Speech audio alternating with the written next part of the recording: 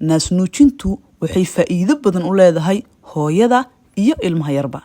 Kor u kaca naasnuujinta adduunka, gaar ahaan wadamada dakhligoodu hooseeyo iyo kuwa meel dhaxaadka ahba, waxay ka hortagaysaa qiyaastii dhimashada 820,000 oo caruura kana yar da'da 5 sano oo sanad walba ku geeriyoota adduunka.